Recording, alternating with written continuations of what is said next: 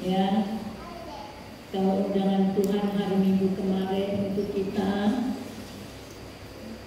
ada yang meresponi, ya, keluarga Bapak Ibu Marbu. Yang jelas malam hari ini saya melihat lebih kurang 1.000 orang yang hadir, ya. Tuhan, saya mulai memperkatakan bagaimana firman yang kusampaikan, bahwa ada kuasa perkataan di mulut kita, saudara-saudara. Minggu lalu atau 2 minggu lalu ya, saya menyampaikan firman Tuhan tentang doa, ya, bahwa doa itu adalah kebutuhan kita. Kita berdoa bukan pamer, kita berdoa bukan harus sekian jam dan harus begini, harus begitu secara rutinitas, tapi doa artinya saya butuh Tuhan. Apa arti doa, saudara? Benar?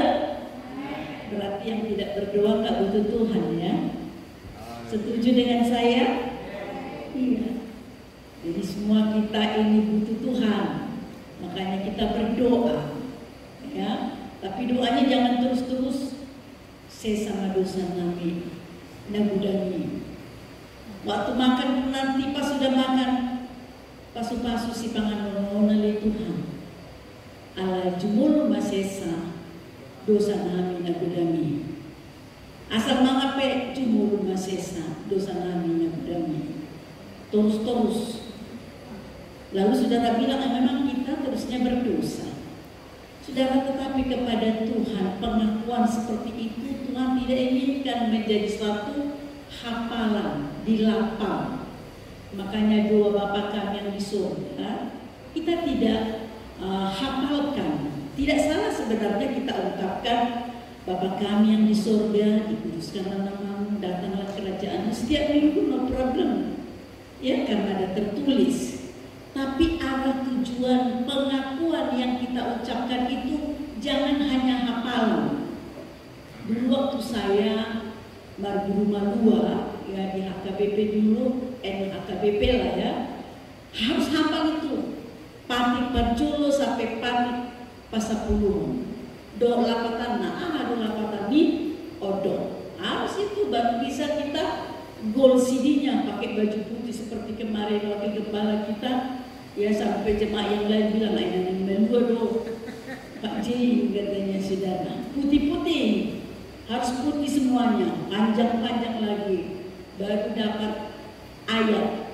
Ya kalau sudah maluan itu dulu saya alami, harus bisa hafal lagu yaitu buku MD dari yang pertama hingga semua tondiku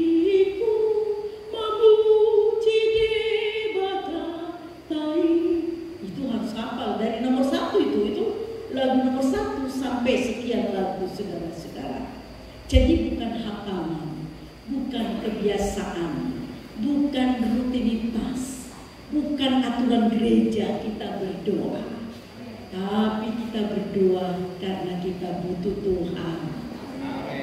Dan contoh yang begitu bisa menarik hati kita, Yesus setiap ada kesempatan dia pergi berdoa. Waktu dia menyembuhkan banyak orang, berbondong-bondong datang orang mencari Yesus, didoakan. Yang sakit, buta melihat, tuli bisa mendengar, yang bisu bisa berbicara. Saudara-saudaraku, begitu banyak mujizat terjadi. Dia adalah Tuhan, manusia 100% dan Tuhan 100%. Namun apa yang dia lakukan setelah dia melayani, lalu dia pergi berdoa. Makanya ayat firman Tuhan yang sangat singkat dikatakan dalam 1 Tesalonika 5:17, tetaplah berdoa. Lalu saudara bilang, mana ada waktu? Maksud tetap berdoa? Macam mana kita lagi cari duit dan mangan beribadah, katanya. Saudara-saudara, tetap berdoa artinya bahwa setiap saat, setiap waktu kita butuh Tuhan. Kita selalu menyatu dengan Tuhan. Jiwa kita menyatu dengan Tuhan. Tak heran firman Tuhan berkata dalam Yohanes 15 bahwa di luar aku kamu tidak dapat berbuat apa-apa. Artinya, tatkala saudara tidak mau berdoa, hidupmu akan bagaikan ranting yang kering.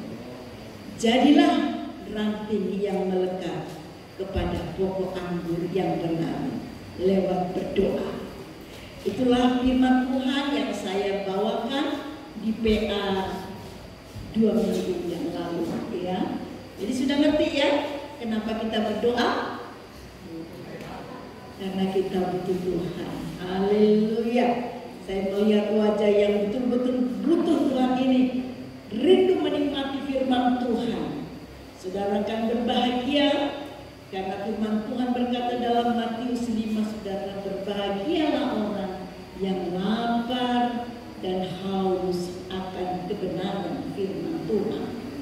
Dan malam hari ini saya juga ingin membawa firman Tuhan, bagaimana perkataan kita juga adalah doa. Ya, perkataan kita adalah doa.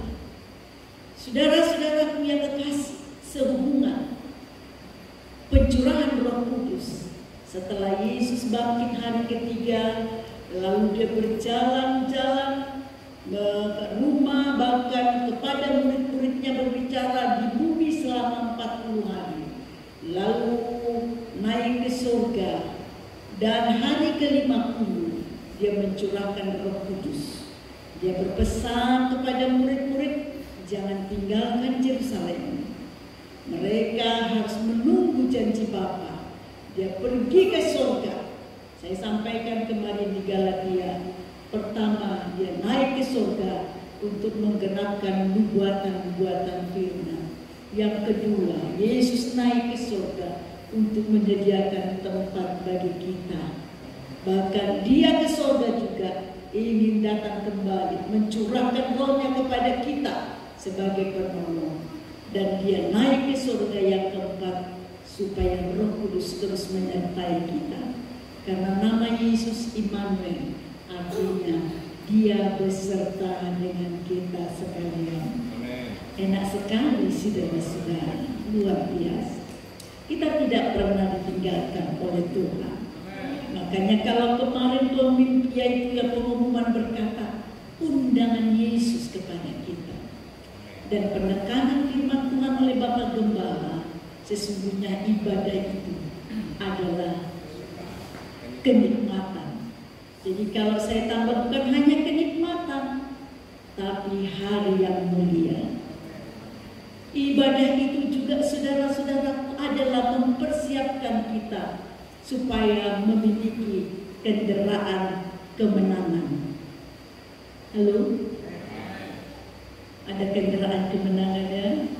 Berkali-kali sampaikan, kendaraan yang ada di bumi ini, mau mobil apapun itu, mau Fortuner, mau Fortuner, mau apalagi ras, apapun mobil-mobil yang ada di dunia ini terlalu kecil dibanding kendaraan yang Tuhan siapkan bagi kita. Sebabnya tidak ada yang bisa kita banggakan. Punya rumah, punya mobil, punya usaha, semua itu satu kali waktu lenyap. Tapi saudara dan saya memiliki hidup yang kekal, yaitu firman Tuhan. Firman Tuhan inilah menjadi sumber pelita di dalam kehidupan kita. Kita diyakinkan dengan pengharapan bagaimana Yesus naik ke surga. Saudara-saudaraku, supaya kita betul-betul tidak, yaitu saudara-saudaraku, keliru, tidak tertinggal. Dia permanenkan perkataannya. Jangan kita ragu. Dia siapkan tempat dan jangan gelisah. Dia datang. Satu kali waktu angkat kita, saudara-saudara, masuk pesta kawin anak domba Allah. Saudara yang kekasih, kemarin para pelayan-pelayan berkata, wah, bagaimana vaksin ini, nanti vaksin kedua begini dan begitu, lalu nanti diarahkan kepada antikris cap 666. Tapi saya mengatakan kepada kita, saya mentandaskan kepada kita, orang yang meresponi Tuhan bahwa kita akan terangkat. Dia berkata, aku akan datang kembali untuk mengangkat supaya kita berada di pesta kawin anak domba Allah. Yang tertinggal di bumi adalah orang-orang yang tidak setia, yang tidak meresponi undangan Tuhan. Dialah yang tertinggal dan dialah yang akan masuk kepada kumpulan antikris yang akan diberi cap 666. Saat itu tidak bisa kita berjual dan membeli tanpa kita dicap 66 di dahi atau di tangan kanan. Itulah sebabnya tujuan pendalaman Alkitab ini menata hidup saudara dan saya, supaya kita dipersiapkan jangan seorang pun yang tertinggal, tapi sebagaimana Tuhan berjanji, di mana aku ada, kamu juga ada bersama dengan aku. Halo? Senang dong respon ini. Ya. Mau menjumpai presiden aja begitu senang, apalagi Tuhan. Oh, kita harus siap saudara-saudara. Nah, sekarang ini kan pendalaman, supaya makin dalam hatimu cintamu kepada Tuhan, kita harus semakin dalam di dalam kebenaran firman Tuhan. Tema malam hari ini adalah perkataan kita adalah doa. Saudara-saudara yang kekasih di dalam nama Tuhan, kita akan melihat kekuatan daripada perkataan kita itu sangat luar biasa. Ya, saya rindu mengajak kita baca firman Tuhan saudara-saudara, ayat dari Amsal Sulaiman, ayat yang pasal 15, ayat yang pertama. Amsal Sulaiman 15. Amsal Sulaiman pasal yang ke-15 ayat yang pertama, demikian firman Tuhan. Jawaban yang lemah lembut meredakan kegeraman, tetapi perkataan yang pedas membangkitkan marah. Jadi di sini kita melihat saudara ada dua perkataan. Saudara, yang pertama lemah lembut dan yang kedua yang pedas. Saudara-saudaraku, ini mohon maaf dulu ya, kacamatanya sebentar dilepas, sebentar dipakai. Ya, karena hilang kacamata, suka hilang nggak nampak. Ya, kalau dekat bisa ini, kalau yang jauh nggak bisa nampak. Ya, jadi saudaraku, perkataan dua bagian di sini lembut dan pedas. Yang lembut katanya meredakan kegeraman, yang kedua yang pedas itu membangkitkan marah. Pilihan ada bagi kita. Yang jelas kita mengerti ada dua perkataan. Dari tema perkataan itu adalah doa. Nah, saudara, jadi pengertian ini harus jelas. Mau di mana saudara pilih? Mau yang lemah lembut atau yang pedas? Saya percaya saudara-saudara yang datang malam hari ini akan memilih perkataan yang lemah lembut. Saudaraku yang kekasih, inilah hikmah.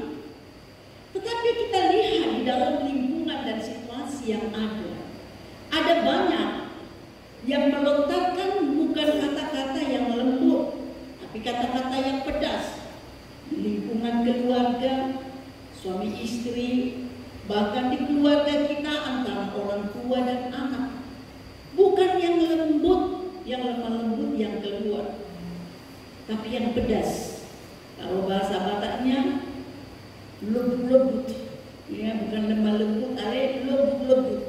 Opurani pasti tahu lembut-lembut ya. Iya, pukulan saudara-saudara. Sekalipun lidah ini tidak bertulang, tapi lidah ini bisa mematahkan semangat orang. Betul? Dengan kata-kata yang pedas. Saudaraku, ada beberapa orang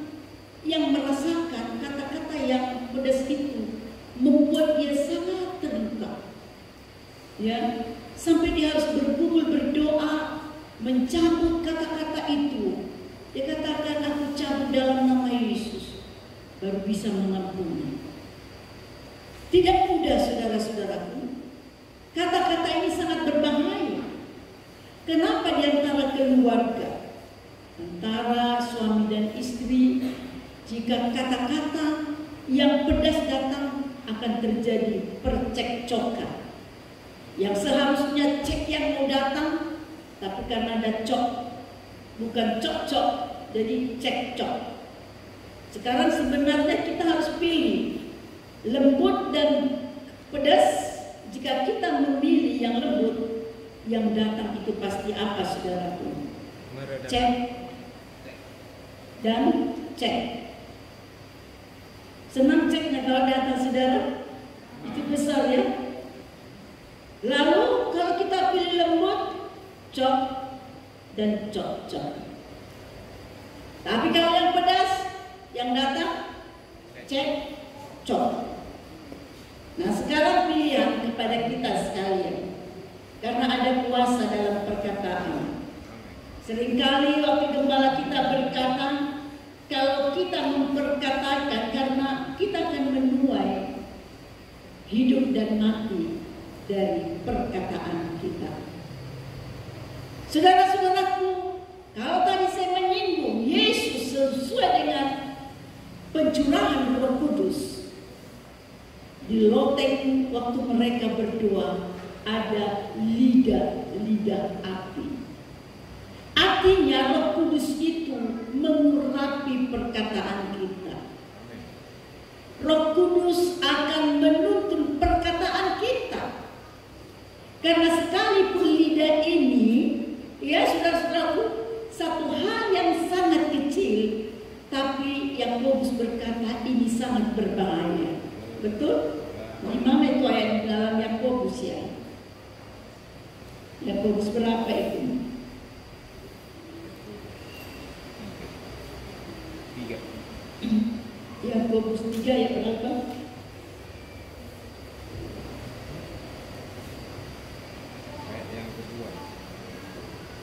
Ya, coba dibaca Yakobus 3 ayat 2.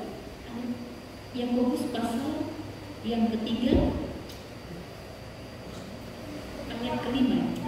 Ya, 2 ayat kedua. Sebab kita semua bersalah dalam banyak hal. Barang siapa tidak bersalah dalam perkataannya, ia adalah orang sempurna yang dapat juga mengendalikan seluruh tubuhnya. Bukan itu maksud saya. Lidah adalah ayat yang kelima, demikian juga lidah, walaupun suatu anggota kecil dari tubuh, namun dapat memegahkan perkara-perkara yang besar. Lihatlah, betapapun kecilnya api, ia dapat membakar hutan yang besar. Lidah pun adalah api, ia merupakan suatu dunia kejahatan dan mengambil tempat di antara anggota-anggota tubuh kita sebagai sesuatu yang dapat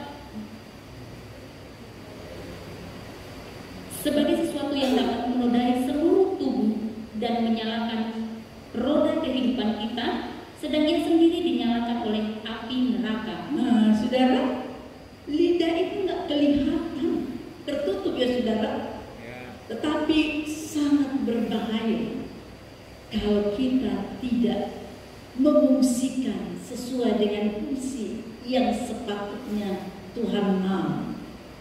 Saudara-saudara, makanya kita perlu dikontrol oleh firman Tuhan. Firman ini selalu inginkan kita berjalan di jalan yang lurus. Dia bisa membakar dan menghanguskan. Artinya dapat menghancurkan. Kenapa bisa antara mertua dan menantu, saudara-saudaraku, tidak bercakapan? Karena lidah. Lidah ini mengata-ngatai ke sana kemari. Banyak kali saudara-saudaraku yang saya melihat di tengah-tengah keluarga, hubungan retak gara-gara lidah. Tidak terkontrol, mengata-ngatai orang, saudara-saudaraku. Saya percaya sebagaimana dalam 1 Timotius 3:16 berkata bahwa tulisan yang disampaikan itu ilhaman dari Tuhan. Tuhan mau menyatakan kesalahan kita. Amin, saudara. Satu teguran yang manis. Kalau malam ini lidah kita yang sebenarnya menyembah. Hari Minggu kemarin Bapak Gembala katakan, mari semua penuh Roh Kudus, menyembah berkarunia lidah. Bukan cukup di situ, saudara-saudara. Orang yang menyembah Tuhan itu berada di dalam kebenaran. Bukan hanya karunia lidah bahasa rohnya, tetapi yang terutama adalah bahasa kasihnya. Amin. Karena orang yang punya Allah, dia memiliki kasih. Bahasa kasih itu yang terutama. Makanya Paulus berkata, sekalipun aku bisa berbahasa, bahasa macam-macam apapun, tetapi kalau aku tidak memiliki kasih, itu bagaikan gong gemeruncing. Tidak ada artinya. Makanya kita mau belajar bahasa kasih. Kemarin ada dinyanyikan Ibu Kesia dalam kesaksian. Kalau refrennya itu, ajarilah kami bahasa cintamu atau kasihmu, agar kami dekat padamu ya Tuhanku. Ajarilah kami bahasa kasihmu, agar kami dekat padamu. Nikmat nggak, saudara? Itu. Jadi kalau bahasa kasih itu, jangan saudara katakan, aku kasihnya, tapi bahasanya pedas. Iya kan?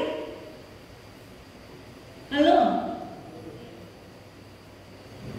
Aku memang katanya kasar, tapi kalau hatiku itu baik. Benar apa salah? Siapa yang bilang benar? Angkat tangan. Siapa yang bilang salah? Betul, nggak dapat sepeda ya. Soalnya di sini nggak ada Pak Jokowi. Kalau Pak Jokowi langsung dikasih sepeda. Saudara, bahasa kasih itu apa? Tentu mulai dari bahasa kata-kata. Kalau dua sejolinya, laki-laki dan perempuan merajut cinta, harus ada bahasa kasihnya. Betul? Tapi kebanyakan orang setelah sudah selesai masuk jenjang pernikahan, dalam pernikahan tidak ada bahasa cinta lagi. Bahasa aku, bahasamu lah. Kan begitu. Lomongku, balomong Messi. Bahasa Babel. Bahasa Babel itu apa? Membangun menara dalam Kejadian 11 itu. Enggak mengerti pengertian masing-masing.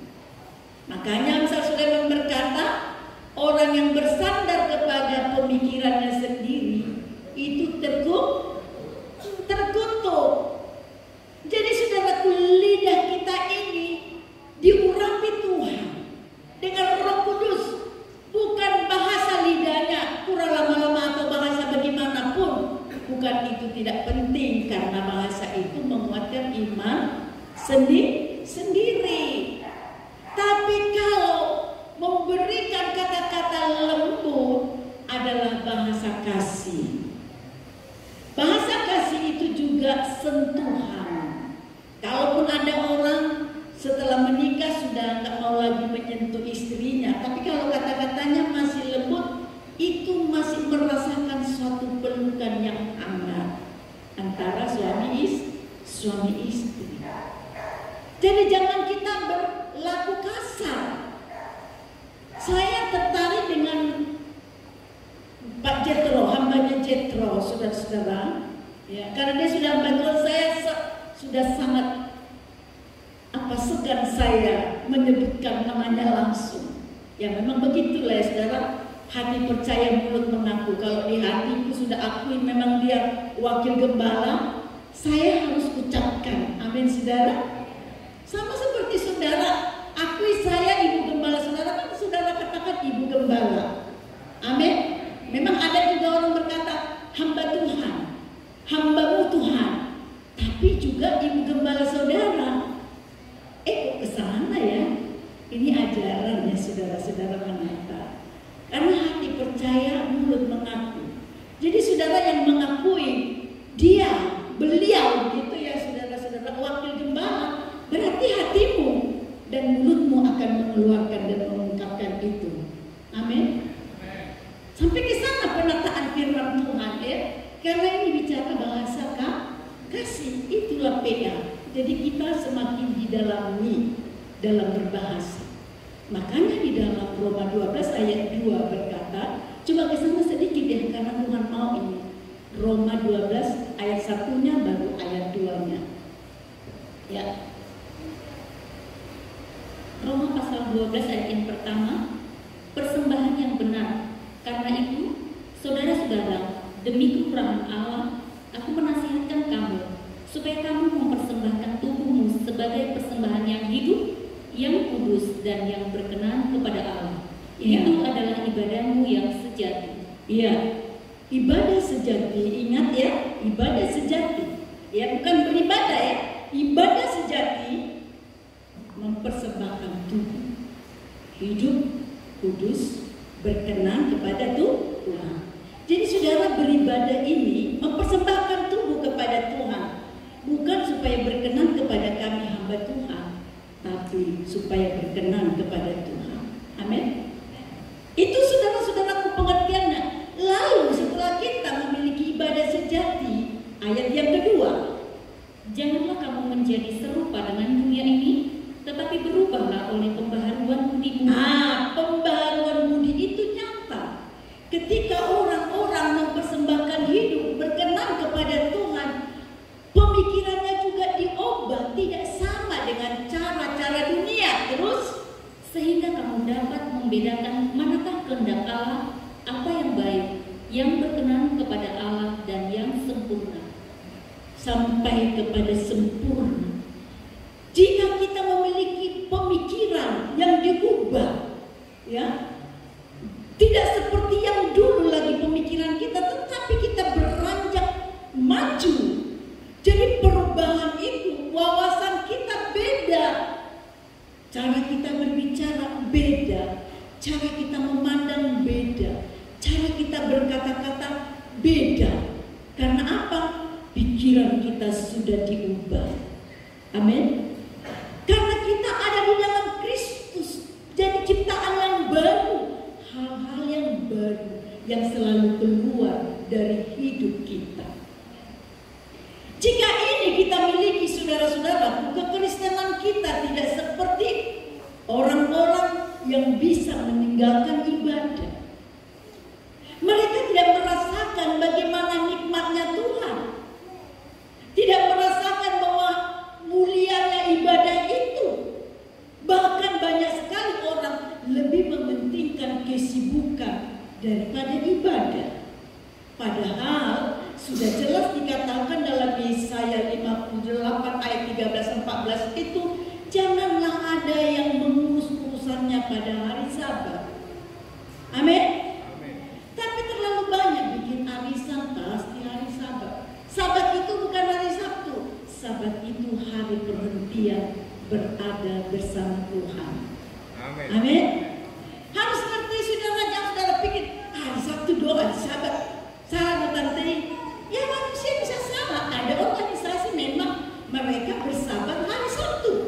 Tapi kita harus tahu, semua hari itu harinya Tuhan. Amin. Amin. Tuhan sudah memberkati hari itu semua. Hari Minggu adalah hari kebangkitan Yesus. Karena Yesus bangkit pada hari Minggu, Jumat Agung dia mati, pada hari Minggu dia bangkit.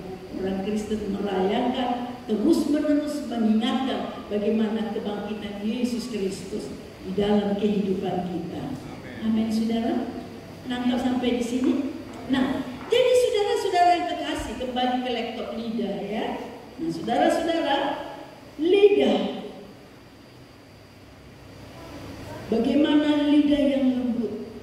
Itu saudara-saudaraku mempunyai kuasa bahwa sesungguhnya dapat memberikan suatu hal yang berdampak saudara-saudara.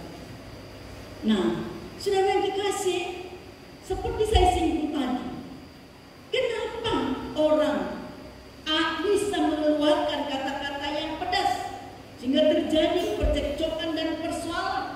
Saya sering juga mengalami hal ini, tetapi saya bersyukur kepada Tuhan.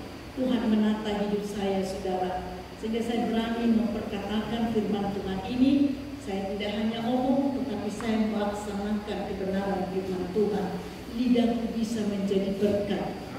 Saudara-saudaraku yang terkasih, selalu di dalam rumah tangga kalau ada yang tidak pas, saya mulai berdiam dan saya berdoa berhubungan kepada Tuhan. Karena ada bahayanya. Kita baca dulu dalam Lukas 6 ayat 45, saudara-saudaraku, ya, supaya lebih jelas. Lukas 6 ayat 45. Lukas pasal 6 ayat yang ke-45, demikian firman Tuhan. Orang yang baik mengeluarkan barang yang baik dari perbendaharaan hatinya yang baik. Ini perhatikan ya, saudara. Orang yang baik mengeluarkan apa katanya? Barang yang baik. Barang yang baik dari mana? Dari perbendaharaan Hati kita ini perbendaharaan, saudara-saudaraku. Jadi kita melihat malam hari ini hati kita lewat kebenaran firman Tuhan terus. Dan orang yang jahat mengeluarkan barang yang jahat dari perbendaharaannya yang jahat. Terus, karena yang diucapkan mulutnya meluap dari hatinya. Nah, dari ucapan mulut kita itu meluap dari mana? Dari hati atau dari telinga? Dari hati. Nah, saudara-saudara, tapi kita mau belajar. Hati yang luka itu akan mengeluarkan kata-kata yang melukai juga. Karena hatinya pahit, betul? Ya. Jadi malam ini lihat hatimu, lihat kata-katamu. Kalau kata-katamu pedas, melukai, berarti hatimu juga terluka. Halo? Mungkin dari orang tua pernah terluka, atau dari siapa-siapa, saudara, boleh ingat. Itu kunci ya, ini rumus yang sudah dibukakan kepada kita. Lihat hatimu, jangan hati orang, hati kita. Mulai mengoreksi diri. Makanya Daud berkata, selidiki aku, lihat hatiku. Ya kan?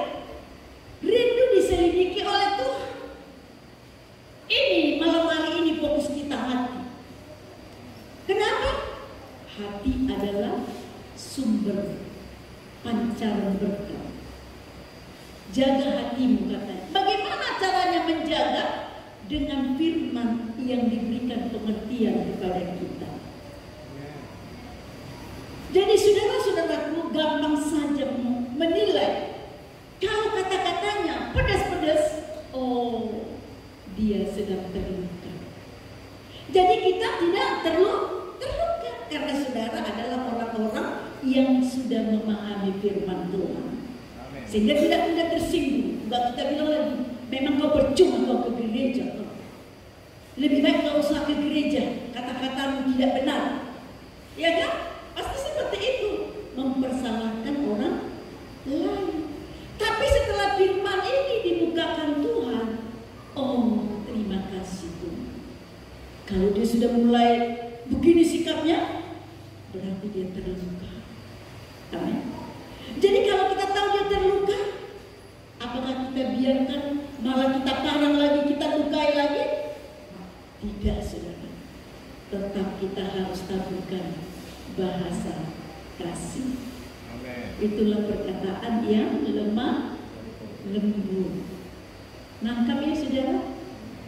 Selama ini kita terlalu banyak ayat-ayat firman Tuhan loh, saudara. Buka ayat ini, buka ayat itu, buka itu. Tapi tidak ada satupun ayat yang dibuka sana sini itu mendarat di hati hati kita. Malam ini saya rindu, terlebih Tuhan rindu supaya betul-betul hati kita diselidiki oleh Tuhan. Amin. Dirimu sendiri bisa engkau lihat. Kalau engkau masih menceritain orang lain, kelemahan orang lain, itu hatimu masih memiliki perbendaharaan yang jahat. Betul? Baik saya sebagai hamba Tuhan, kalau saya menceritakan, oh begini rahsia itu, begini dia begitu, berarti ini hamba Tuhan hatinya jahat. Tapi kalau ada orang, nanti orang itu begitu, lalu saya bilang, nggak usah berdoa saja. Hatiku adalah hati yang baik. Jadi muda yang nangkep ya saudara-saudara, di antara muda-muda juga. Kalau menjelek-jelekkan dan melihat yang kurang-kurang, hatimu penuh dengan yang jelek-jelek, hatimu penuh dengan yang kurang-kurang. Halo? Halo? Kok jadi tidur semua? Didengar? Mengerti saudara? Jadi nggak usah saudara langsung sih berdoa, pakailah hamba-Mu dengan luar biasa Tuhan. Hebat Tuhan, luar biasa. Tapi saudara tak biasa-biasa, nggak pernah luar biasa. Pakai bibir, lidah, mulutnya Tuhan, rapi Tuhan dari ujung rambut sampai telapak kaki. Luar biasa saudara-saudara. Mengaku Tuhan. Oh Tuhan, Tuhan Yesus, tolong Tuhan, berkatilah kami Tuhan, berkati anak-anakku, berkati ini. Dalam hati Tuhan, Tuhan memerintah Tuhan, saya nama presiden, Tuhan ini. Ya kan? Pernah nggak saudara renungkan itu? Karena saudara sudah mendalami firman Tuhan, kau berkata, terima kasih Tuhan. Kau baik, sungguh sangat baik. Kau gembala yang aku tidak pernah kekurangan.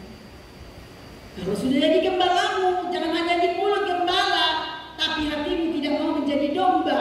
Kalau domba selalu ingin mendengar suara gembala, dia selalu ingin bersekutu, bersama-sama, tergembala dengan baik.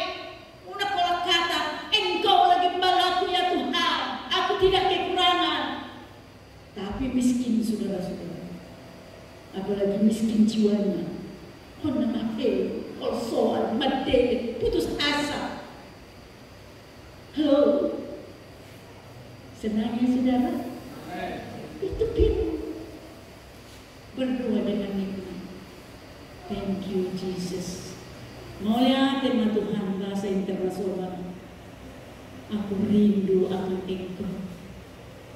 Sekalipun aku janda, ditinggal suami, tapi Engkau tidak pernah meninggalkan aku. Gitu saudara. Dan aku percaya Tuhan, aku tidak kekurangan karena aku rindu terus melakukan firman-Mu. Aku rindu bersekutu. Kasih-Mu luar biasa Tuhan. Lembut saudara kata-kata kita itu. Nggak usah saudara paksa. Ini Tuhan, ini begini Tuhan, ini begini Tuhan. Santai saja sama Tuhan. Saya sudah pernah ajar saudara tentang menikmati Tuhan dalam Yeremia. Kalau bertemu perkataan Tuhan, dia menikmati. Oh sudah lama jadi orang Kristen, tidak pernah bertemu dengan perkataan Tuhan. Hanya meminta mujizat. Tidak salah saudara-saudara. Memang Tuhan kita pembuat mujizat. Amin. Selalu Dia ingin memberi mujizat kepada kita. Bahkan yang kita tidak pikirkan juga Tuhan memberi kepada kita. Yang tidak kita angan-angankan pun Tuhan beri juga kepada kita. Bahkan jauh dari apa yang kita pikirkan dan doakan, Tuhan memberikan kepada kita. Amin. Kalau direnungkan firman itu, apalagi yang saudara atur Tuhan, hanya nyembah saja. Terima kasih Tuhan, Engkau sumber segala berkat. Kau siapkan semuanya bagiku. Kan bisa senyum-senyum dengan Tuhan. Saya bisa senyum dengan Tuhan. Saudara saya rasanya aduh enak. Ya saudara-saudara, nikmat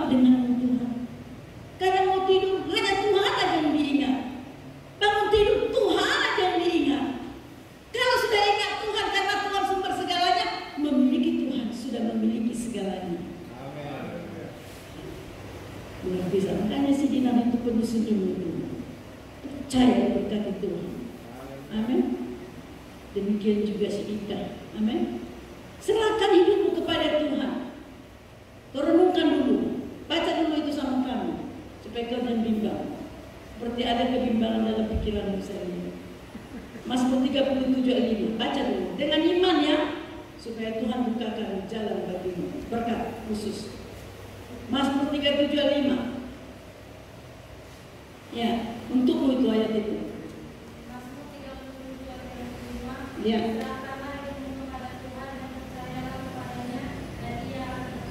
Percaya kamu enggak? Yang diminta Tuhan apa?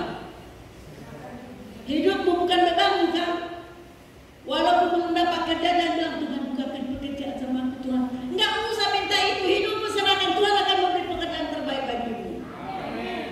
Jadi padamu sesuai dengan iman. Enggak usah atur-atur maunya ini Tuhan.